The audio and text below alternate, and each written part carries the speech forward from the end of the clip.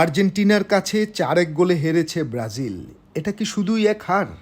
না, ব্রাজিল ফুটবলের জন্য এটা আসলে এক মহালজ্জার দিন। কিন্তু আর্জেন্টাইনরা যে আরও নির্মম। ম্যাচ শেষে সমর্থকদের সঙ্গে গলা মিলিয়ে খেলোয়াড়রাও উল্লাস করে বলেছেন ব্রাজিল মারা গেছে। সোশ্যাল মিডিয়াতেও বইছে সমালোচনার ঝড়।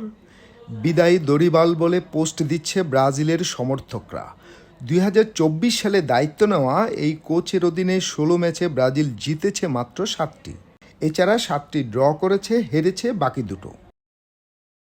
বড় সমস্যা হলো এই কোচের অধীনে ব্রাজিল দলের খেলার কোনো চরিত্রই দাঁড়ায়নি।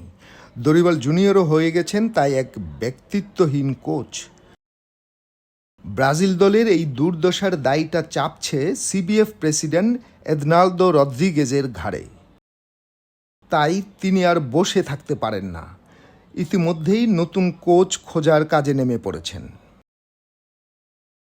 আগের মতো এবারও এসে পড়েছে কার্লো আনচেলত্তির নাম, কারণ এই ইতালিয়ান কোচ মৌসুম শেষেই ছাড়তে পারেন রিয়াল মাদ্রিদ। তাই এবার একটা সুযোগ আছে। তবে দরিবালের নিয়োগের আগেও আনচেলত্তি ছিলেন আলোচনায়, কিন্তু শেষমেশ চুক্তি নবায়ন করেছিলেন রিয়ালের সঙ্গেই। এবার অবশ্য ফেভারিটের তালিকায় আছেন ফেলিপে লুইস। ফ্ল্যামেঙ্গোর এই ফুটবল কোচকে কি চেনা চেনা লাগছে? তিনি ব্রাজিল দলের সাবেক ডিফেন্ডার। সেলেসাওদের দুঃসময়ে সম্ভাব্য কোচের দৌড়ে নাকি তিনিই এগিয়ে আছেন। এছাড়াও আছেন আল হিলালের কোচ হোর্হে জেসুস। সব মিলিয়ে ব্রাজিল ফুটবল কনফেডারেশন চাইছে আগামী জুনেই নতুন কোচ নিয়োগ দিতে।